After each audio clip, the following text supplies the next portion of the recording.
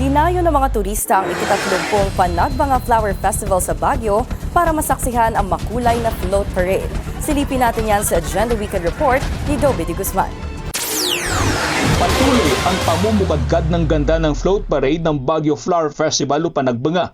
Pagpasok pa lang ng PMA Marching Band, uminit ng maginaw na umaga. Kasunod nito ay ang pagparada ng float ng City Government of Baguio, Department of Tourism, Baguio Country Club at SM Prime Holdings. Lalo pang naging mas makulay ang session at Harrison Road nang pumarada na ang mga float na kalahok sa kompetisyon. Nahati ito sa 3 kategory, ang small, medium at large float. The Highlanders and those people from Ilonglags too, it will be an experience for them.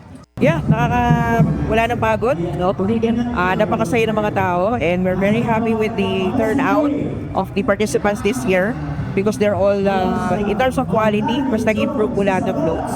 At pinaghandaan po talaga pati presentation. Bawat float ay may kanya-kanyang tema at disenyo. Ang tanging pagkakahalintulad ay lahat gumamit ng sariwang bulaklak. Alam mo, every year nagle-level up tayo and probably this is one of the best na year for our float parade. As you can see, tinaba yung mga masterpiece ngayon ng mga floats, talagang amazing, impressive. Unang umusbong ang ganda ng Panagbenga noong 1995. Binuo ito para mapanumbalik ang sigla ng turismo mula nang pinadapa ito ng 1990 killer quake. Ang tema nito ay umikot sa kwento ng pagkakaisa, pagbangon at pagiging matatag. Si Atty. Damaso Bangawat ang itinuturing na ama ng pagdiriwang. Si Professor Macario Fronda naman ang composer ng Panagbenga Hymn. Taon-taon ang mga mag-aaral, guro, pribadong sektor, lokal na pamahalaan at business community ay nagkakaisa para matiyak na maging matagumpay ang pagdiriwang. Nakita ko talaga, we have improved a lot. Lahat ng mga float ay dumiretso sa Melvin Jones Grandstand.